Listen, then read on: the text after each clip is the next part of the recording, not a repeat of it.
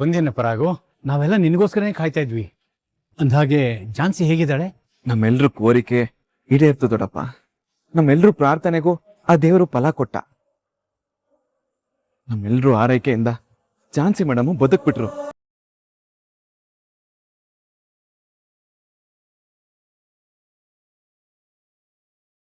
ಜೀವಕ್ಕೆ ಏನು ತೊಂದರೆ ಇಲ್ಲ ಅಂತ ಡಾಕ್ಟರ್ ಹೇಳಿದ್ದಾರೆ. ಹೇಗೋ ಒಳ್ಳೇದಾಯ್ತಲ್ಲ, ಸಾಕು ಬಿಡಪ್ಪ. ಇವಾಗ ಸಮಾಧಾನ ಆಯ್ತು ಅಣ್ಣ. ನಿಜವಾಗ್ಲೂ ಆ ದೇವ್ರ ದೊಡ್ಡವನು, ನಮ್ಮ ಅದ್ಕೆನ ಉಳಿಸ್ಕೊಟ್ಬಿಟ್ಟ. ಝಾನ್ಸಿ ಒಳ್ಳೆತನ, ಅವಳು ಒಳ್ಳೆ ಗುಣ, ನಮ್ ರಾಗ ಮಾಡಿ ಪೂಜೆ ಫಲ ಕೈ ಹಿಡಿತು. ಇನ್ಮೇಲಾದ್ರೂ ಯಾರ ಕಣ್ಣಿನ ಕೆಟ್ಟ ದೃಷ್ಟಿನೂ ಬೀಳದೆ ಸುಖವಾಗಿ ಬಾಳಿಪ್ಪ. ಲಲಿತಾ, ಹೋಗಮ್ಮ, ಸಕ್ಕರೆ ತಗೊಂಬ. ಸರಿ ಅತ್ತೆ. ಝಾನ್ಸಿ ಮೇಡಮ್ಗೆ ಏನಾದ್ರೂ ಆಗಿದ್ರೆ ನಾನು ಏನಾಗ್ತಿದ್ನೋ ನನಗೆ ಗೊತ್ತಿಲ್ಲ ಅಜ್ಜಿ. ಅದೇ ನಾನು ಬದುಕೋದಿಕ್ಕೆ ಆಗಲ್ಲ. ಅವ್ರು ನನ್ನ ಉಸಿರಲ್ಲಿ ಉಸಿರಾಗಿ ಹೋಗಿದ್ದಾರೆ ಅನ್ನೋದು ಅವ್ರಲ್ಲಿ ಮಲಗಿರ್ಬೇಕಾದ್ರೆ ನನಗೆ ಅರ್ಥ ಆಯ್ತು. ಈಗ ಅದನ್ನೆಲ್ಲ ಯಾಕೆ ನೆನಪಿಸ್ಕೊಳ್ತಾ ಇದೀಯಾ? ತಗೋ, ಸಕ್ಕರೆ ತಿನ್ನು. ಇನ್ನು ಮುಂದೆ ನಿನ್ನ ಜೀವನದಲ್ಲಿ ಬರೀ ಸಿಹಿನೇ ತುಂಬಿರ್ಲಿ. ಹೇಗೋ ಝಾನ್ಸಿ ಜೀವ ಉಳಿತು, ನಮ್ ಪಲ್ಲವಿ ಗಂಡನ ಮನೆ ಸೇರ್ಕೊಳ್ಳು. ಇನ್ಮೇಲೆ ಈ ಮನೇಲಿ ಬರೀ ಸಂತೋಷನೇ ತುಂಬಿರುತ್ತೆ. ಇನ್ನೇನಪ್ಪ, ಆದಷ್ಟು ಬೇಗ ಝಾನ್ಸಿನ ಮನೆ ಕರ್ಕೊಂಡ್ ಬಂದ್ಬಿಡು. ಒಳ್ಳೆ ಮುಹೂರ್ತ ನೋಡಿ ಸಂಸಾರ ಶುರು ಮಾಡಿಸ್ಬಿಡೋಣ. ನನ್ ಸಂಸಾರದ ಸಮಾಧಿ ಮೇಲೆ ನಿನ್ ಸಂಸಾರನ್ ಕಟ್ಕೊಳಕ್ ಹೊರಟಿದ್ಯಾ ಅಣ್ಣ?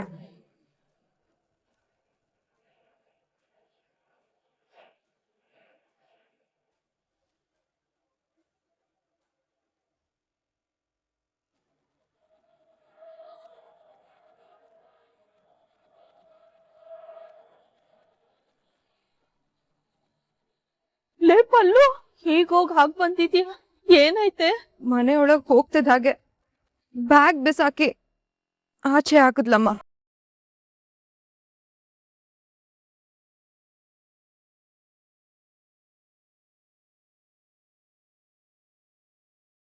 ಏನಾಯ್ತು ಪಲ್ಲವಿ? ಅಣ್ಣ, ಅದು ನನ್ ಖುಷಿ ಕಿತ್ಕೊಂಡು ನನಗ್ ಅವಮಾನ ಮಾಡ್ದ ಒಂದ್ ತಂಗಿ ನಮ್ ಮನೆಗ್ ಬೇಕಾಗಿಲ್ಲ. ಹೊರಟೋಗೋ. ನಮ್ಮ ಅಣ್ಣನ್ ಜೊತೆ ಸಂಸಾರ ಮಾಡಕ್ಕೆ ಈಗ್ಲೂ ಅವಕಾಶ ಕೊಡ್ತೀನಿ. ನನಗಾಗಿರೋ ಅವಮಾನಕ್ಕೆ ನಿಮ್ಮ ಅಣ್ಣ ಬಂದು ಸಾರಿ ಕೇಳ್ಬೇಕು. ಆಮೇಲೆ ನನ್ ಕುತ್ತಿಗೆಗ್ ಬಂದು ತಾಳಿ ಕಟ್ಬೇಕು.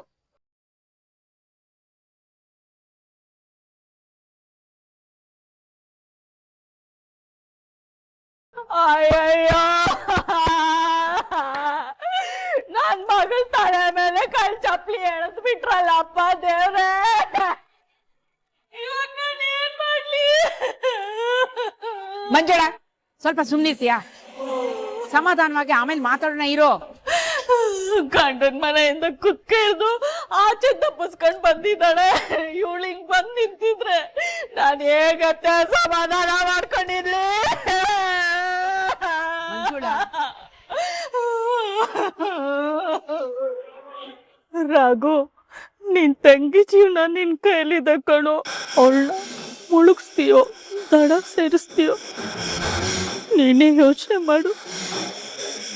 ಚಿಕ್ಕಮ್ಮ, ಅವ್ರ ಕೈ ಬಿಡ್ಬೇಡ ಕಣಪ್ಪ. ದೊಡ್ಡ ಮನ್ಸ್ ಮಾಡಿ ನಿನ್ ಮನ್ಸನ್ನ ಬದಲಾಯಿಸ್ಕೊ.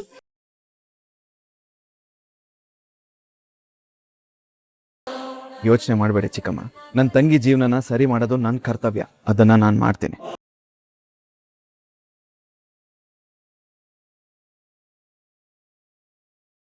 ಏನ್ ಮಾಡ್ಬೇಕು ಅಂತ ನನಗ್ ಚೆನ್ನಾಗ್ ಗೊತ್ತು. ಪಲ್ಲವಿ, ನಡಿ ಹೋಗೋಣ. ಅಣ್ಣ, ಹೇಳ್ತಾ ಇದ್ದೀನಲ್ಲ, ಬಾ ನನ್ ಜೊತೆ.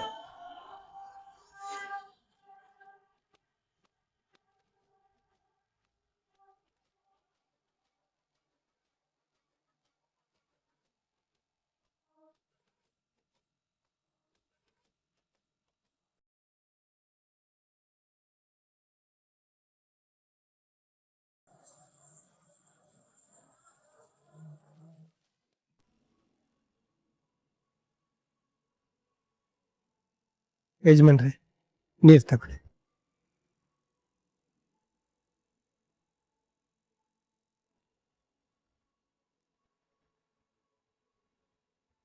ಯಜಮಾನ್ರೆ, ಇಲ್ಲಿ ನಾನಿರ್ತೀನಿ, ನೀವು ಮೇಡಮು ಮನೆಗೆ ಹೋಗಿ ಬನ್ನಿ. ಇಲ್ಲ ರಾಯ್, ನನ್ನ ಮನೆಗೆ ಹೋಗೋದಿದ್ರೆ ಜಾನ್ಸಿನೂ ಕರ್ಕೊಂಡೇ ಹೋಗೋದು. ರಾಘುನ ಜೊತೆಲೇ ಕರ್ಕೊಂಡು ಹೋಗೋಣ. ಅವರಿಬ್ಬರು ಜೀವನದಲ್ಲಿ ಎದ್ದಿದ್ದು ಬಿರುಗಾಳಿ ಈಗೆಲ್ಲ ತಣ್ಣಗಾಗಿದೆ. ಅದಕ್ಕೆ ಅವ್ರನ್ನೂ ಒಟ್ಟಿಗೆ ಕರ್ಕೊಂಡು ಹೋಗೋಣ. ಅವರಿಬ್ಬರ ಪ್ರೀತಿ ಎಷ್ಟು ಆಳವಾಗಿದೆ, ಒಬ್ರನ್ನೊಬ್ರು ಎಷ್ಟು ಅರ್ಥ ಮಾಡ್ಕೊಂಡಿದ್ದಾರೆ ಅನ್ನೋದು ಇವತ್ತು ಎಲ್ರಿಗೂ ಅರ್ಥ ಆಯ್ತು. ಅವರಿಬ್ರು ಎರಡು ದೇಹ, ಒಂದೇ ಜೀವ. ಅವರಿಬ್ರು ಇನ್ಮುಂದೆ ಸಂತೋಷವಾಗಿರ್ತಾರೆ ಯಜಮಾನ್ರೆ. ಅದೇ ಕಣೋ ನನ್ನ ಆಸೆ, ನನ್ನ ಆಕಾಂಕ್ಷೆ, ನನ್ನ ಜೀವ, ನನ್ನ ಬದುಕು ಎಲ್ಲ ಅವರಿಬ್ಬರೇ ಕಣೋ. ಈ ಮಗು ಎದ್ದೇಳ್ಬೇಕು ಬೇಗ, ತಾತ ಅಂತ ಕರಿಬೇಕು ನನ್ನ.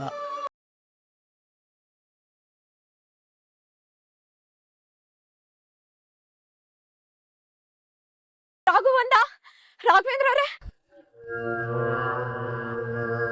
ನೀವ್ ಬಂದೇ ಬರ್ತೀರಾ ಅಂತ ನನ್ಗೆ ಚೆನ್ನಾಗಿ ಗೊತ್ತಿತ್ತು. ಬನ್ನಿ ಬನ್ನಿ ಬನ್ನಿ. ಅಮ್ಮ, ರಾಘವೇಂದ್ರ ಅವ್ರು ಬಂದಿದ್ದಾರೆ. ನನಗ್ ಬೇಕಾಗಿರೋದು ಒಂದೇ ಒಂದು ಕ್ಷಮೆ ಮತ್ತೆ 3 ಗಂಟು ಅಷ್ಟೇ. ಡೋಂಟ್ ವರಿ ರಾಘು, ನಿನ್ ತಂಗಿ ಜೀವನದಲ್ಲಿ ರಾಣಿ ತರ ಇರ್ತಾಳೆ. ನಿನ್ ಕುಟುಂಬಕ್ಕೋಸ್ಕರ, ನಿನ್ ತಂಗಿಗೋಸ್ಕರ ನೀವ್ ಬಂದೇ ಬರ್ತೀರಾ ಅಂತ ನನಗೆ ನಂಬಿಕೆ ಇತ್ತು. ನಿನಗೋಸ್ಕರ ನಾನು ಮತ್ತೆ ನೀನ್ ಕಟ್ಟೋ ತಾಳಿ ಇನ್ನು ಕಾಯ್ತಾ ಇದೆ. ಅಮ್ಮ, ಆ ತಾಳಿ ತಗೊಂಡ್ ಬಾ.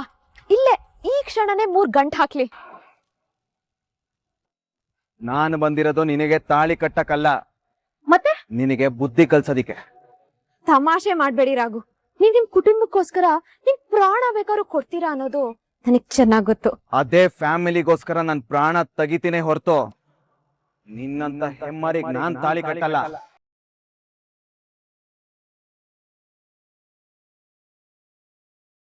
ಕುಟುಂಬ ಸಂಬಂಧ ತಾಳಿ ಅಂದ್ರೆ ಏನು ಅಂತ ಗೊತ್ತಾ?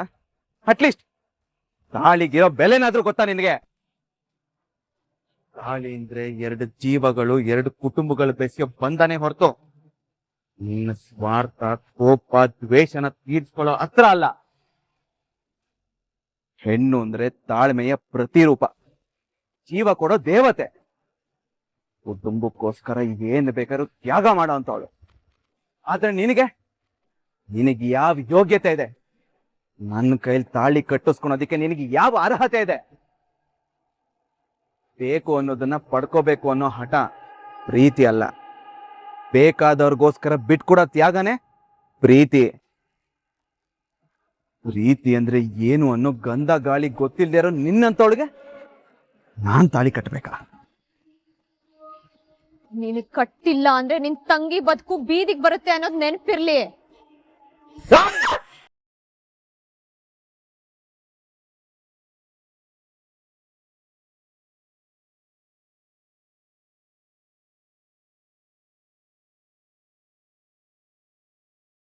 ತಂಗಿ ಬದುಕು ಬೀದಿಗೆ ಬರದೆ ಆದ್ರೆ ನಿಮ್ಮನ್ನು ಬೀದಿಗೆ ತಂದು ನಿಲ್ಲಿಸ್ತೇನೆ.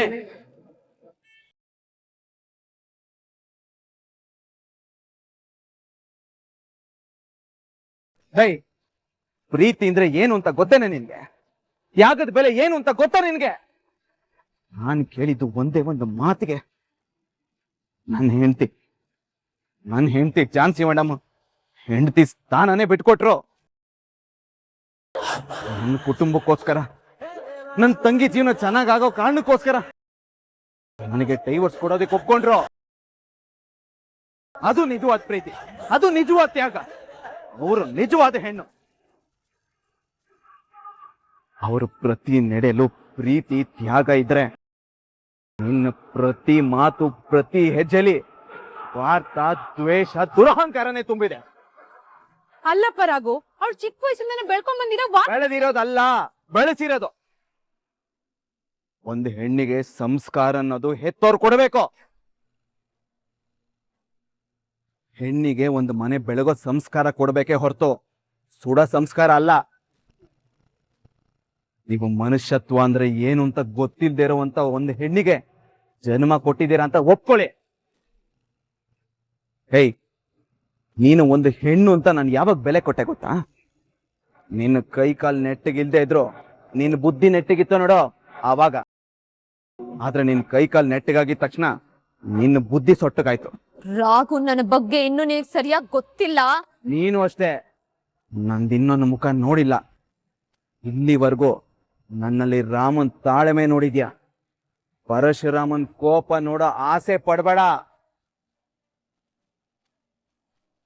ನೋಡಪ್ಪ ರಘು, ಅವಳಿಂದ ತಪ್ಪಾಗಿದೆ ಅಂತ ನಾವು ಒಪ್ಕೋತೀವಿ.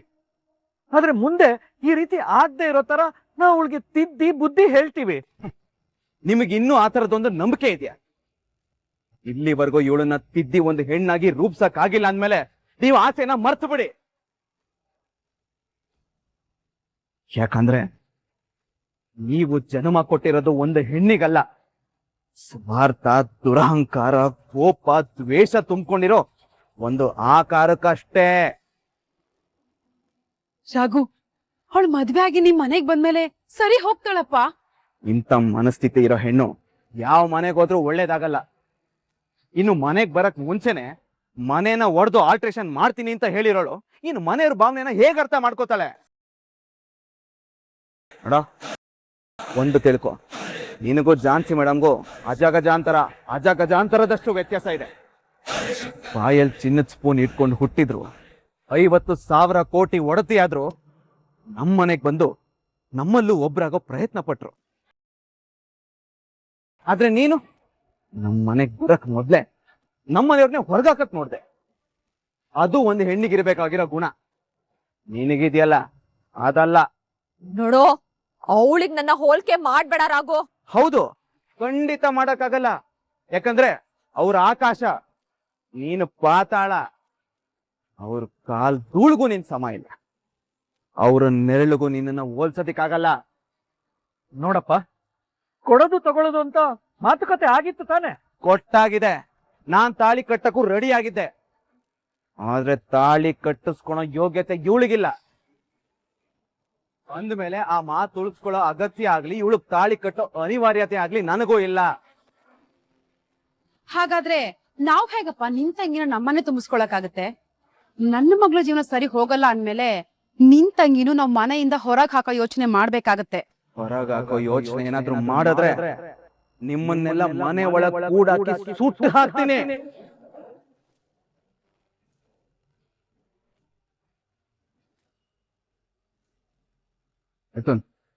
ಹೆಂಡತಿ ಪರವಾಗಿ ನಿಲ್ಬೇಕಾ ಅಥವಾ ಫ್ಯಾಮಿಲಿ ಪರವಾಗಿ ನಿಲ್ಬೇಕಾ ಅನ್ನೋ ಕನ್ಫ್ಯೂಷನ್ ನಲ್ಲಿ ಇದೆಯಾ? ನ್ಯಾಯದ ಪರವಾಗಿ ನಿಲ್ಲು, ಪ್ರೀತಿಗೋಸ್ಕರ ನಿಲ್ಲು. ಇದೇ ಕುಟುಂಬ ನಿನ್ ಪ್ರೀತಿಗೋಸ್ಕರ ನಿಂತು ತ್ಯಾಗ ಮಾಡಕ್ ರೆಡಿ ಆಗಿದ್ರೆ ನೀನ್ ಆ ಕುಟುಂಬಕ್ಕೋಸ್ಕರ ಏನ್ ಬೇಕಾದ್ರೂ ಮಾಡು, ತಪ್ಪಿಲ್ಲ. ಹಾಗಂತೇಳಿ ಈಗ್ಲೂ ನಿನ್ ಕುಟುಂಬನ ಬಿಟ್ಕೊಡು ಅಂತ ನಾನು ಹೇಳ್ತಿಲ್ಲ. ಸರಿ ಯಾವ್ದು ತಪ್ಪು ಯಾವ್ದು ಅಂತ ಯೋಚನೆ ಮಾಡಿ ಎಲ್ಲಿ ಸ್ಟ್ಯಾಂಡ್ ತಗೋಬೇಕೋ ಅಲ್ಲಿ ಸ್ಟ್ಯಾಂಡ್ ತಗೋ. ನಿನ್ನ ಕುಟುಂಬಕ್ಕೋಸ್ಕರ ಕೊನೆವರೆಗೂ ಕೈ ಹಿಡಿದು ಕಾಪಾಡ್ತೀಯ ಅನ್ನೋ ನಿನ್ನನ್ನೇ ನಂಬು ಬಂದಿರೋಳ್ನ ಕೈ ಬಿಡಬೇಡ. ಯಾಕಂದ್ರೆ ಸಿಕ್ಕಿರೋ ಪ್ರೀತಿನ ಬಿತ್ಕೊಟ್ಟು ಇವತ್ ನಾನ್ ಅನ್ಭವಿಸ್ತಾ ಇದೀನಿ ನೋಡು, ಆ ಸ್ಥಿತಿ ನಿನಗ್ ಬರದ್ ಬೇಡ.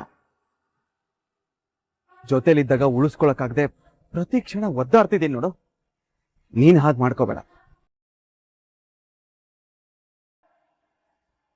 ನನ್ನ ತಂಗಿ ನಿನಗೋಸ್ಕರ, ನಿನ್ನ ಪ್ರೀತಿಗೋಸ್ಕರ ಪ್ರಾಣ ಬೇಕಾದ್ರೂ ಕೊಡ್ತಾಳೆ. ನಿನ್ನ ತಂಗಿ ಒಂದು ಕೆಟ್ಟ ಮನಸ್ಥಿತಿ ಇರೋ ಹೆಣ್ಣು, ನಮ್ಮ ಕುಟುಂಬನೇ ಹೊಡೆದೋಗುತ್ತೆ. ತನ್ನ ಅಣ್ಣನ ಜೀವನ ನಾಶ ಆಗುತ್ತೆ ಅಂತ ಗೊತ್ತಿದ್ರು ಇವಳು ಅವಳ ಪರವಾಗಿ ನಿಂತಿದ್ಲು ಅಂದ್ರೆ ನಿನಗೋಸ್ಕರ ಮಾತ್ರ. ಇಂಥವಳನ್ನ ನೀನು ಕಳ್ಕೋಬೇಡ. ಇಲ್ಲಿವರೆಗೂ ಹೆಂಡತಿ ವಿಷಯದಲ್ಲಿ ಒಬ್ಬ ಗಂಡನಾಗಿ ನಡ್ಕೊಳ್ಳಿಲ್ಲ, ಹಾಗೆ ನೀನು ಮಾಡ್ಕೋಬೇಡ ಮಿತ್ರ.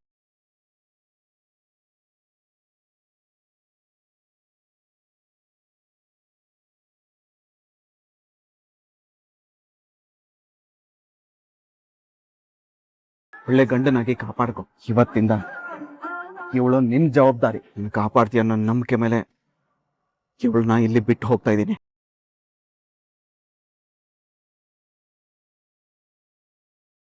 ಇಲ್ಲಿವರೆಗೆ ನಾನು ನನ್ನ ಕುಟುಂಬಕ್ಕೋಸ್ಕರ ನಿಂತ್ಕೊಂಡೆ, ಆದ್ರೆ ಇನ್ಮೇಲೆ ಆ ತಪ್ಪು ಮಾಡಲ್ಲ.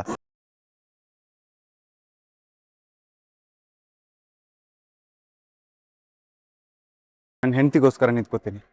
ನೀವೇನು ಚಿಂತೆ ಮಾಡಬೇಡಿ. ಇನ್ಮೇಲಿಂದ ನಿಮ್ಮ ತಂಗಿ ನನ್ನ ಜೊತೆ ಸಂತೋಷವಾಗಿರ್ತಾಳೆ. ಅವಳು ಈ ಮನೇಲಿ ನೆಮ್ಮದಿಯಾಗಿರೋದಕ್ಕೆ ನಾನ್ ಬಿಡೋಲ್ಲ.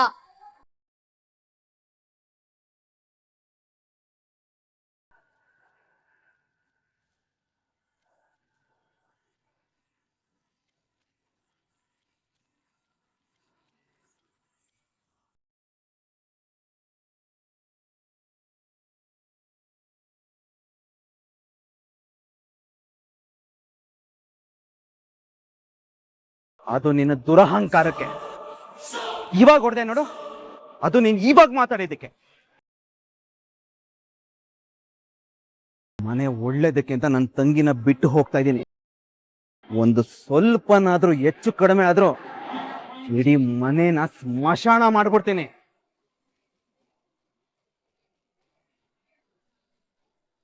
ನೋಡ್ ಪಲ್ಲವಿ, ನಿನಗೋಸ್ಕರ ಈ ಅಣ್ಣ ಇನ್ನೂ ಜೀವಂತವಾಗಿದ್ದಾನೆ. 24 ಗಂಟೆ ಮೊಬೈಲ್ ಆನ್ ಅಲ್ಲಿ ಇರುತ್ತೆ. ಒಂದೇ ಒಂದು ಸಲ ಫೋನ್ ಮಾಡಿ ಅಣ್ಣ ಅನ್ನೋ ಸಾಕು. ನೀನು ತೊಂದರೆ ಕೊಟ್ಟವ್ರನ್ನ ಯಾರು ಹುಟ್ಲೇ ಇಲ್ಲ ಅನ್ನಿಸ್ಬಿಡ್ತೀನಿ. ಒಳ್ಳೆ ಹೆಣ್ಣಾಗಿ ಈ ಮನೆ ಬೆಳಗಕ್ ಬಂದಿದ್ಯಾ. ಒಳ್ಳೆ ಹೆಂಡತಿ, ಒಳ್ಳೆ ಸೊಸೆ ಅನ್ನಿಸ್.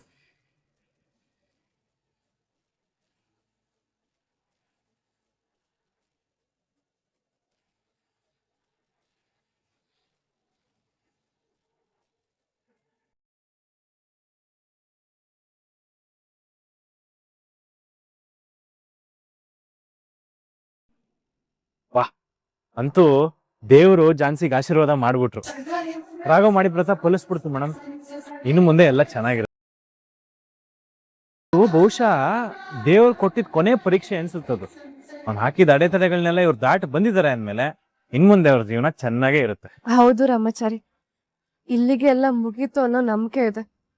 ಯಾಕಂದ್ರೆ ಇಬ್ರ ಮಧ್ಯೆ ಪ್ರೀತಿ ಇದೆ, ಒಬ್ರನ್ನೊಬ್ರು ಬಿಟ್ಟಿರ್ಬಾರ್ದು ಅನ್ನೋ ಸಂಕಲ್ಪ ಇದೆ. ಹಾಗಿರ್ಬೇಕಾದ್ರೆ ಇನ್ನೇನ್ ಕೆಟ್ಟದಾಗೋದಕ್ ಸಾಧ್ಯ ಇಲ್ಲ. ಇನ್ಯಾವ ಅಡೆತಡೆಗಳು ಬರಲ್ಲ. ಅದಕ್ಕೆ ಆ ದೇವ್ರು ಕೊಟ್ಟ ಪರೀಕ್ಷೆನ ಇವರಿಬ್ರು ನಾನಾ ನೀನಾ ಅನ್ನೋ ತರ ಹಠ ಮಾಡಿ ಆ ದೇವರನ್ನೇ ಹೊಲ್ಸ್ಕೊಂಡು ಜೈಶಾಲಿಯಾಗಿದ್ದಾರೆ. ಇವರಿಬ್ರು ಪ್ರೀತಿಗೆ ಆ ದೇವರೇ ಒಲ್ದಿರ್ಬೇಕಾದ್ರೆ ಇನ್ ಯಾವ ಕಂಟಕನೂ ಇರಲ್ಲ ಬಿಡಿ. ಹೌದು ಮರರಿ, ಅವರಿಬ್ರು ತುಂಬಾ ವಿಷಯಗಳನ್ನ ಎದುರಿಸಿ ಇಲ್ಲಿ ಬಂದು ನಿಂತಿದ್ದಾರೆ. ಇನ್ ಮುಂದೆ ಆದ್ರೂ ಅವ್ರು ಚೆನ್ನಾಗಿದ್ರೆ ಅಷ್ಟೇ ಸಾಕು. ಚಿಂತೆ ಬೇಡ ರಾಮಾಚಾರಿ, ಖಂಡಿತ ಮುಂದೆ ಯಾವ ತೊಂದರೆನೂ ಬರಲ್ಲ. ಅವ್ರುಗಳು ಚೆನ್ನಾಗಿರ್ತಾರೆ.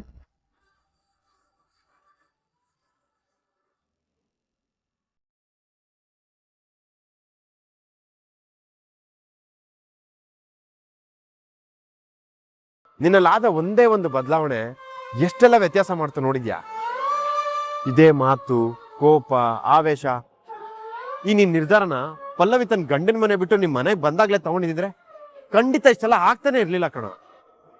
ಇವಾಗ ಝಾನ್ಸಿ ಸಿಗ್ತಾಳೋ ಇಲ್ವೋ ಅನ್ನೋ ನಿರೀಕ್ಷೆಯಿಂದ ಈ ರೀತಿ ಕಾಯೋ ಪರಿಸ್ಥಿತಿನೂ ಬರ್ತಿರ್ಲಿಲ್ಲ ಕಣ. ನೋಡ್ತಾರೋಣ, ಯಾವಾಗ ಏನಾಗ್ಬೇಕು ಅನ್ನೋದು ಮೊದಲೇ ನಿರ್ಧಾರ ಆಗಿದೆ. ಹೀಗ್ ಮಾಡಿದ್ರೆ ಹಾಗಾಗ್ತಿತ್ತು, ಹಾಗೆ ಮಾಡಿದ್ರೆ ಹೀಗಾಗ್ತಿತ್ತು ಅಂತ ಮಾತಾಡ್ಕೊಳ್ಳೋದು ನಮ್ ಸಮಾಧಾನಕ್ಕಷ್ಟೇ ಕಣ. ಇಲ್ಲ ಕಣ ರಾಘು, ಕೆಲವೊಂದ್ಸಲ ನಾವ್ ಯಾವಾಗ ಯಾವ ನಿರ್ಧಾರ ತಗೊಬೇಕೋ ಅದನ್ನ ತಗೊಂಡ್ಲೇಬೇಕು. ನಮ್ಮಲ್ಲೂ ಬದಲಾವಣೆ ಆಗ್ಲೇಬೇಕು. ನಿಜ ತರುಣ, ನಾನಿವತ್ತು ಬದಲಾಗಿದ್ದೀನಿ ಅಂತ ಅಂದ್ರೆ ಅದಕ್ಕೆ ಮುಖ್ಯ ಕಾರಣನೇ ಝಾನ್ಸಿ ಮೇಡಮ್ನ ಎಲ್ಲಿ ಕಳ್ಕೊಳ್ತೀನಿ ಅನ್ನೋ ಭಯಕ್ಕೆ. ಇನ್ನೊಂದು, ಮುಖಕ್ಕೆ ಬಣ್ಣ ಹಚ್ಚೋರ್ಗಿಂತ ಹೆಚ್ಚಾಗಿ ಮನ್ಸಿಗೆ ಬಣ್ಣ ಹಚ್ಚೋರ್ನ ನೋಡಿದ್ನಲ್ಲ ಅವಾಗ. ಇವಾಗ ನಿಮ್ ಚಿಕ್ಕಮ್ಮನ ಬುದ್ಧಿ ಏನೋ ಅನ್ನೋದು ನಿನ್ಗೆ ಅರ್ಥ ಆಯ್ತಾ? ಲೋ ರಾಘು, ನೀನ್ ಹೋದ್ಮೇಲೆ ಝಾನ್ಸಿ ಲೈಫಲ್ಲಿ ತುಂಬಾ ಚೇಂಜಸ್ ಆಗಿದೆ ಕಣ. ಆದ್ರೆ ಡಿಫ್ರೆನ್ಸ್ ಏನಂದ್ರೆ ನನ್ನ ಲೈಫಲ್ಲಿ ಬರೀ ಪಾಸಿಟಿವ್ ಚೇಂಜು, ಅವ್ರ ಲೈಫಲ್ಲಿ ಬರೀ ನೆಗೆಟಿವ್ ಚೇಂಜಸ್. ನನಗೆ ನನ್ನ ಕುಟುಂಬದ ಪ್ರೀತಿ ಸಿಕ್ತು, ಆದ್ರೆ ಝಾನ್ಸಿ ಮೇಡಮ್ಗೆ ಇದ್ದ ಸಂತೋಷನೂ ಕಳ್ಕೊಂಡ್ರು. ಅವ್ರ ಜೀವನ ತುಂಬಾ ಬರೀ ಕಷ್ಟಗಳನ್ನೇ ಅನುಭವಿಸೋದು. ನನಗೆ ಅದೇ ಬೇಜಾರ್ತ ನೋಡ.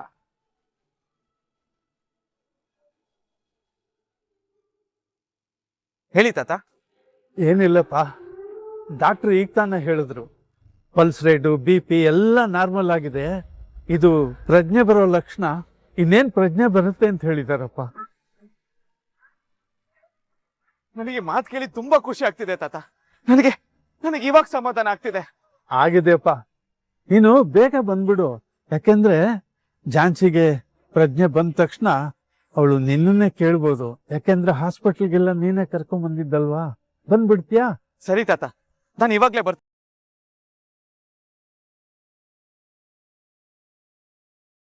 ಏನಾಯ್ತು? ಝಾನ್ಸಿ ಮೇಡಮ್ಗೆ ಪ್ರಜ್ಞೆ ಬಂದಿದೆಯಂತೆ, ಇವಾಗ್ಲೇ ಬಾ ಅಂತ ಅಂದ್ರು.